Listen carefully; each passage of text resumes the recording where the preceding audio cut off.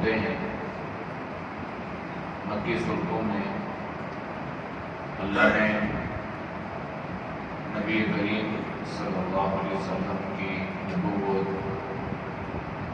قرآن کی فضیلت اور مرنے کے بعد دوبارہ اٹھنے کی زندگی، جنت اور جہنم کی سزاؤں کا اللہ نے تفصیلی ذکر فرمایا۔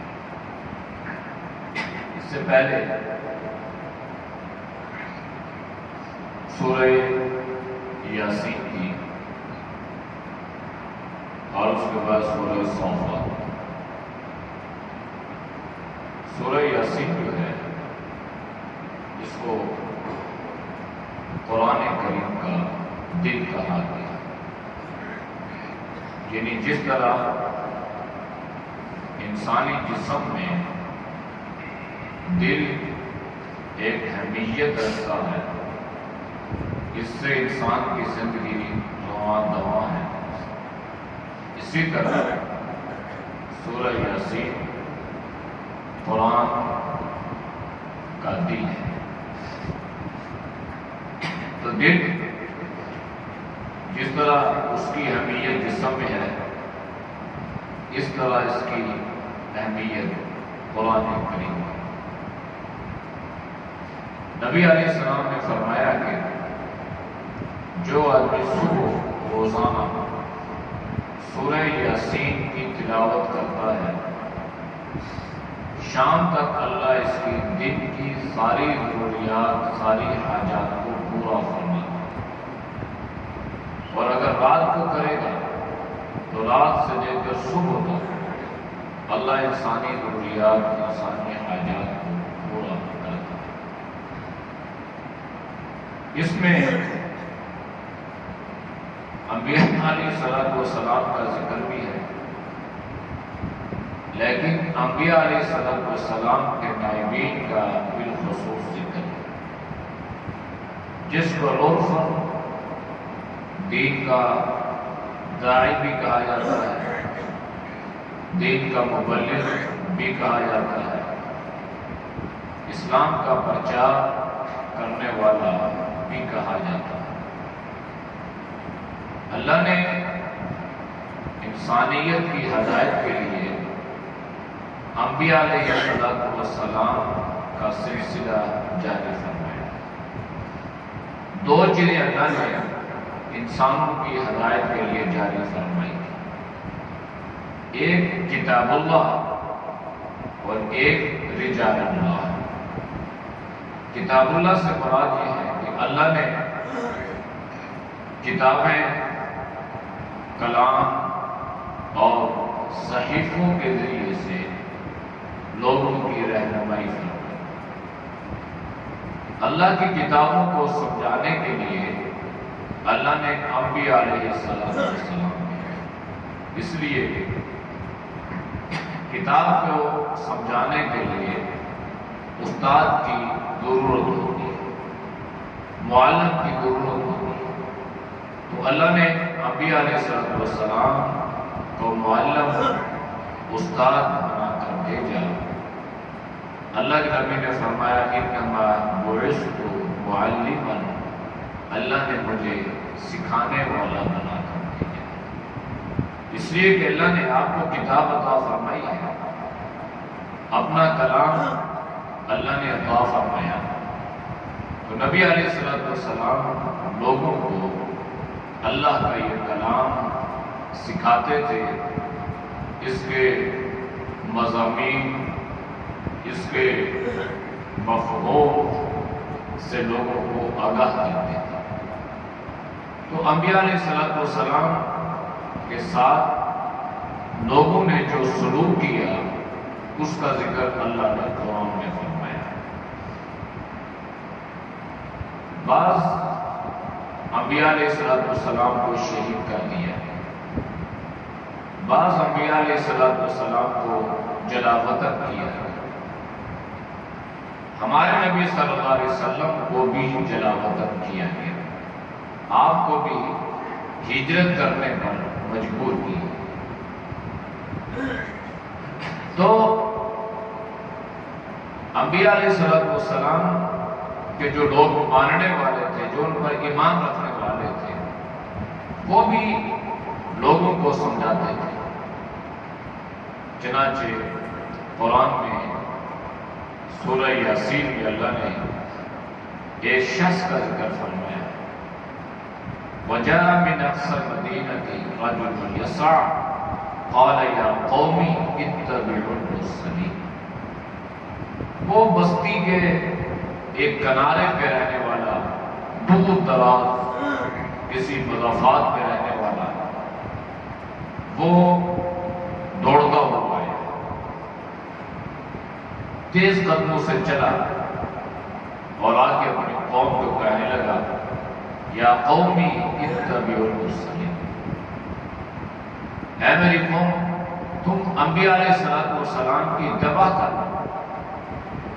یہ اس لیے کہ اس نے جب محسوس کیا کہ میری قوم اور میری برادری اور میری بستی اور میرے گاؤں والوں نے یہ کیا عجیب اور ناروا سلوک اور گھٹیا سلوک اللہ کے بھیجے ہوئے برگزیدہ بندوں کے ساتھ کیا۔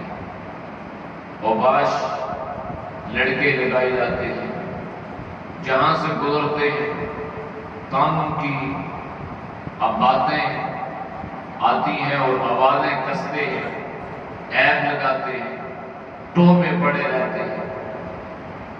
تو اس نے محسوس کیا کہ یہ انبیاء علیہ السلام کو شہید کر دیں گے تو اس کے بعد یہ قوم تباہ ہو جائے گی، لہذا اپنی قوم کی تباہی کی اس نے فکر کی تو سمجھانے لگا، اتبعوا المرسلین، اتبعوا من لا یسألکم اجرا۔ کیا یہ آپ سے کسی قسم کی اجرت، معاوضہ، کوئی مزدوری طلب کرتے ہیں؟ آپ کو سمجھانے کے لیے آئے ہیں، آپ کی رہنمائی کے لیے اللہ نے ان کو بھیجا ہے، آپ کو شرک اور بدعات کے اندھیروں سے نکالنے کے لیے آئے ہیں، آپ کو اللہ کا دین بتانے کے لیے آئے ہیں۔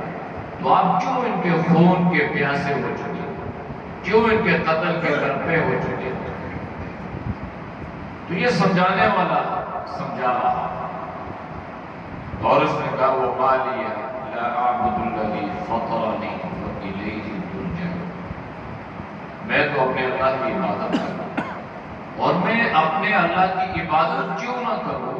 مجھے کیا ہوا کہ جس رب نے مجھے پیدا کیا ہے اور جس رب کی طرف میں نے لوٹ کر جانا ہے وہ مان لیا، کیا ہے میرے لیے؟ یعنی قوم نے اس کو روکا ہوا کہ تم ہمیں سمجھانے لگے ہو، خبردار اپنی باتوں سے باز آ جاؤ ورنہ ہم تمہارا بھی وہی حشر کریں گے جو ہم ان کا کر رہے ہیں۔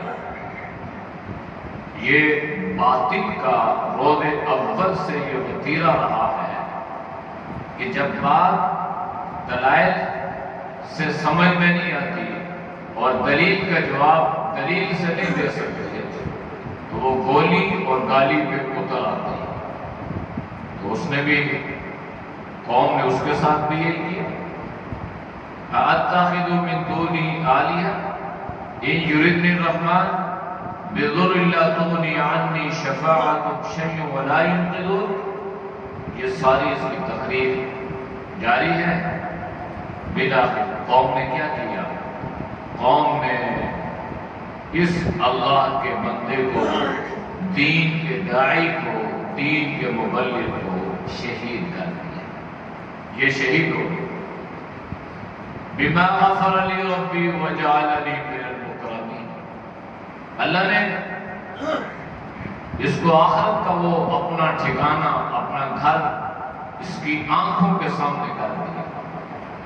جب یہ دنیا سے رخصت ہو رہا تھا اس کی زبان سے اللہ نے یہ الفاظ جاری فرمائے کہ دیکھو میرے رب نے میرے ساتھ کیسا معاملہ فرمایا ہے، میرے رب نے مجھے معاف بھی کر دیا اور میرے رب نے مجھے اپنا مکرم بھی بنا لیا، وجعلنی من المکرمین، مجھے عزت بخشی گئی، مجھے باعزت بنا دیا گیا۔ میں قوم کیا ہوتا اگر تم میری بات پہ عمل کر لیتی تو اللہ تمہیں بھی یہ مقام اور مرتبہ عطا کرتا۔ تو قوم نہ مانی، پھر ایک دن آئے گا جب اللہ میدان حشر میں سب کو جمع کرے، اولین آخرین سب کو اللہ جمع فرمائے گا۔ تو جب جمع ہو جائیں گے نا تو پھر اللہ وہاں پہ چھانٹی کرے گا، اور اللہ کی طرف سے یہ اعلان ہوگا وَامْتَازُوا الْيَوْمَ أَيُّهَا الْمُجْرِمُونَ، یا مجرموں الگ ہو رہے ہیں۔ أَلَمْ أَعْهَدْ إِلَيْكُمْ يَا بَنِي آدَمَ أَلَّا تَعْبُدُوا الشَّيْطَانَ إِنَّهُ لَكُمْ عَدُوٌّ مُّبِينٌ وَأَنِ اعْبُدُونِي هَذَا صِرَاطٌ مُّسْتَقِيمٌ۔ کیا میں نے تم سے یہ بات نہیں کہی تھی کہ شیطان کی عبادت نہ کرنا، شیطان کی بندگی نہ کرنا، اس کی اتباع نہ کرنا، اس کی باتوں میں اس کے جان سے میں نہ آنا، اس لیے کہ یہ تمہارا دشمن ہے اور تم نے اپنی دشمن کی بات پہ عمل کیا، میرے سچے باتوں پہ تم نے یقین نہ کیا، لہذا مجرموں تم الگ کٹہرے میں کھڑے ہو جاؤ، ان مجرموں کو اللہ الگ کرے گا۔ پھر اللہ کے مخلصین بندے جو رہیں گے اللہ فرمائے گا سلام قولا من رب الرحیم، آج آپ پر سلام ہے اپنے رب کی طرف سے۔ تو یہ جو مجرم ہوں گے اللہ الیوم نختم علی افواہہم، منہ پہ مہر لگا دے گا۔ دنیا میں زبان کینچی کی طرح چلتی ہے، فرور چلتی ہے، فرفر چلتی ہے، لوگوں کو دھوکہ دینے میں بڑی تیز چلتی ہے۔ اللہ فرمائیں گے آج اس کو چلنے کی اجازت نہیں ہے، تمہارے حساب، تمہارا بدن، تمہارا ہاتھ، تمہارے پاؤں یہ خود بولیں گے اور یہ اللہ کی عدالت میں گواہی دیں گے۔ اس لیے انما امره اذا اراد شيئا ان يقول له كن فيكون، ہمارا رب جس کام کے کرنے کا ارادہ کرتا ہے وہ کام کر گزرتا ہے۔ کسی سے سرٹیفکیٹ دینے کی اس اللہ کو ضرورت نہیں ہے، اس لیے کہ وہ اللہ پاک ہے ہر کمزوری سے، ہر عیب سے، ہر رخ سے، اور دنیا کی ساری بادشاہوں کا اصل بادشاہ وہی اللہ ہے۔ دنیا کی بادشاہتیں عارضی ہیں، اللہ کی بادشاہت مستقل ہے، وہ پہلے سے ہے، وہ اب بھی ہے، جب کچھ بھی ہوگا تب بھی اللہ بادشاہ ہے۔ اس لیے آگے سورہ زمر میں اللہ نے فرمایا کہ وہ وقت، وہ دن، وہ گھڑی، وہ ساتھ آئے گی کہ اللہ ان سارے بادشاہوں کو، سارے انبیاء علیہ السلام کو اور ساری کائنات کو اللہ جب جمع فرمائے گا تو اللہ ان سے پوچھے گا، سوال کرے گا لمن الملک اليوم، اب بتاؤ دنیا میں یہ کہتے تھے کہ میں بادشاہ، میری بادشاہ، قطب الدین ایبک کی قبر لاہور ناکلی میں ایشیا کا سب سے بڑا بادشاہ قطب الدین ایبک، حکم نکلنے کی دیر ہوتی تھی تو ایسی ہلچل مچایا کرتی تھی اور ایسے اس کے لشکر، ایسی کرفر تھی، اور آج اس کی مزار پہ، اس کی قبر پہ جا کے دیکھو تو ایک وحشت سی محسوس ہوتی ہے۔ پرانی انارکلی لاہور میں اس کی قبر ہے۔ تو یہ ساری بادشاہتیں فرمائے گا، اللہ پوچھے گا بتاؤ کون ہے بادشاہ؟ کوئی نہیں بولے، سب پہ سب کا طاری ہو جائے گا۔ بڑے بڑے بادشاہ وہ تو اپنی جگہ رہے، انبیاء علیہ السلام اللہ کے برگزیدہ پیغمبر، جواب دیں گے للہ الواحد القہار، اللہ خود ہی جواب دے گا، کوئی نہیں جواب دے سکے، کوئی نہیں، وہ ایسا سکتا کاری ہو جائے گا۔ ایسی کیفیت کبھی کبھی انسان پہ کیفیات طاری ہوتی ہے اور یہ انسان کی ہدایت کا ذریعہ بنتی ہے، اور یہ زیادہ اللہ والوں کی صحبت سے ایسی کیفیات طاری ہوتی ہے۔ اس لیے پرانے زمانے کے جو بزرگ تھے، لوگ تھے، وہ نیک لوگوں کی صحبت کو بڑی ترجیح دیا کرتے تھے۔ وہ لکھا ہے کہ پرانے زمانے میں ایک ماسٹر صاحب تھے، تو وہ کاپیاں چیک کر رہے تھے۔ اس زمانے میں قلم جو دعات سے آئی، وہ جو نظام تھا اس پہ تختیوں پہ لکھتے تھے، تو انہوں نے کہا کہ بھائی آج جس کی جتنی غلطیاں ہوں گی اس کو اتنے ہی ڈنڈے لگیں گے۔ وہ تھے بہت نفیس اور بہت رحم دل آدمی، وہ ادب سکھانے کے لیے ہلکی ہلکی سزا دیتے تھے، لیکن سخت نہیں کہ کسی سے ضرب لگے یا ایسا۔ تو کہتے ہیں کہ وہ سب اپنے اپنے لائنوں پہ کھڑے تھے اور سزا سب کو دے رہے تھے ہلکی ہلکی۔ ایک طالب علم جو تھا وہ اس میں بڑی وحشت آ رہی تھی اور اس سے وہ تختی جو تھی وہ نیچے گر گئی۔ تو اس نے عجیب جملہ کہا، اس نے کہا استاد جی معاف کر دیں، استاد جی معاف کر دیں، میں نے تو کچھ کیا ہی نہیں، میرا سارا کام ضائع ہو گیا۔ تو جب یہ جملہ اس نے کہا تو اب ان پہ ایک عجیب کیفیت آری ہوئی۔ اللہ والے تھے، صحبت اللہ والوں کی تھی، تو پھر انہوں نے کہا کہ دیکھو یہ کیسا عجیب جملہ ہے۔ یہ کہتا ہے کہ اللہ ہمیں معاف کر دے، ہم نے تو کچھ کیا ہی نہیں۔ تو انہوں نے اس جملے کو دوسرے پوائنٹ آف ویو سے سوچا، یہ طالب علم ہے، اس پہ ایک استاد کی اتنی وحشت آ رہی ہے، تو یہ کس انداز سے یہ کہہ رہا ہے کہ استاد جی معاف کر دیں، میں نے کچھ کیا ہی نہیں ہے۔ تو ہم اللہ کو نہیں کہتے کہ اللہ تو ہمیں معاف کر دے، ہم نے تو کچھ کیا ہی نہیں ہے۔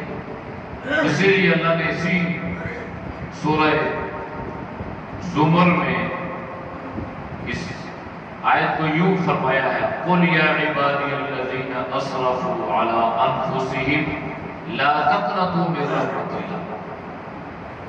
اے نبی صلی اللہ علیہ وسلم، آپ میرے ان بندوں سے کہہ دیجئے جنہوں نے اپنی جانوں پر اسراف کیا ہے، زیادتی کی ہے، ظلم کیا ہے، لا تقنطوا من رحمت اللہ، اپنے گناہوں کی وجہ سے اللہ کی رحمت سے نا امید مت ہوگا۔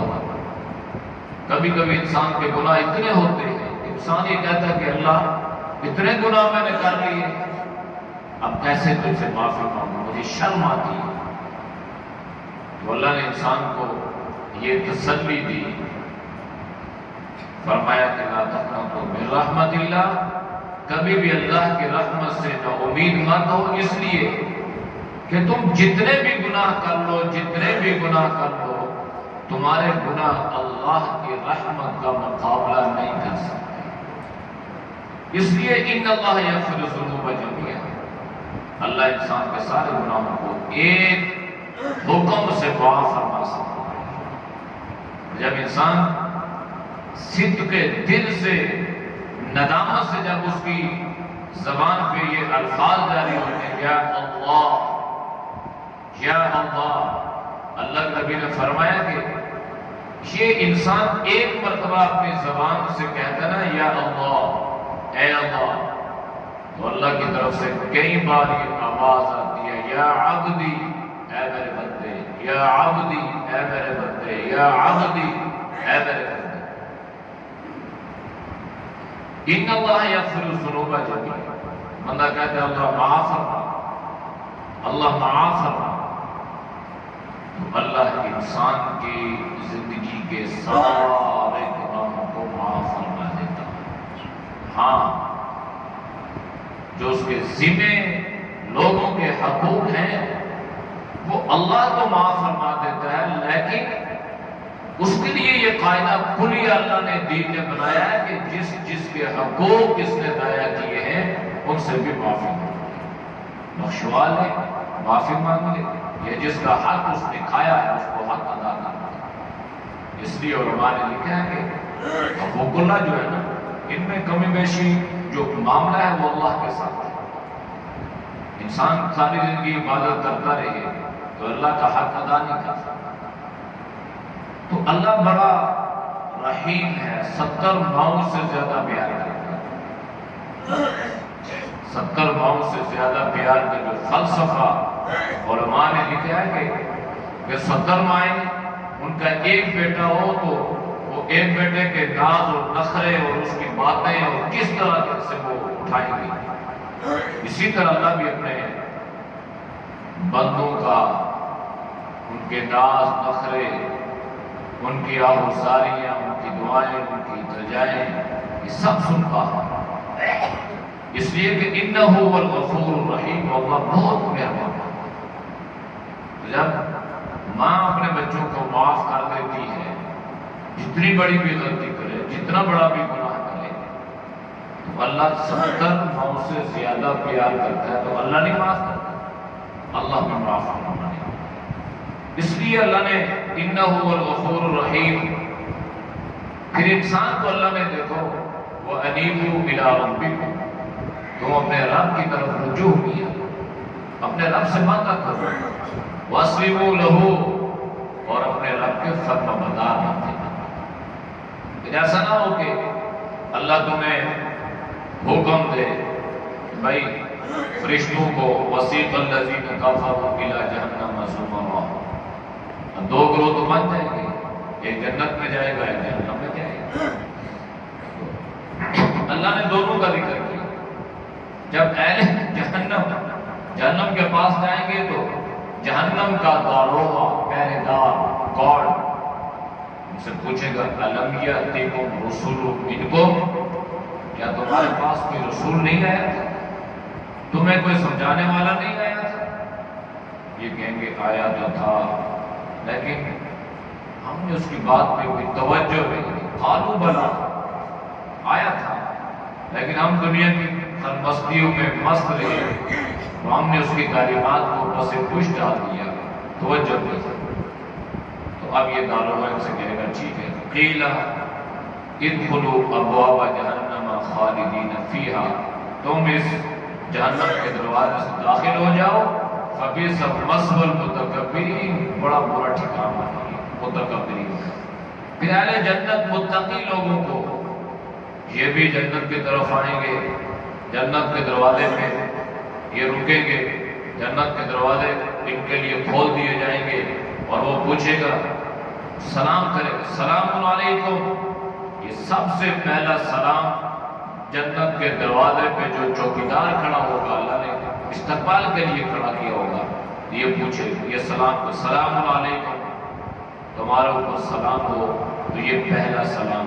پھر آگے اس کے بعد ان پر سلامتی ہی سلامتی رہے گی۔ تو ہر آدمی اپنے لیے یہ چاہتا ہے کہ میرے لیے سلام کرے، تو اس کے لیے اللہ نے اس صورت میں دو چیزیں بیان کی ہیں، ایک رجوع اللہ اور ایک اللہ کی اطاعت، فرمانبرداری۔ اللہ ہم سب کو ان باتوں پر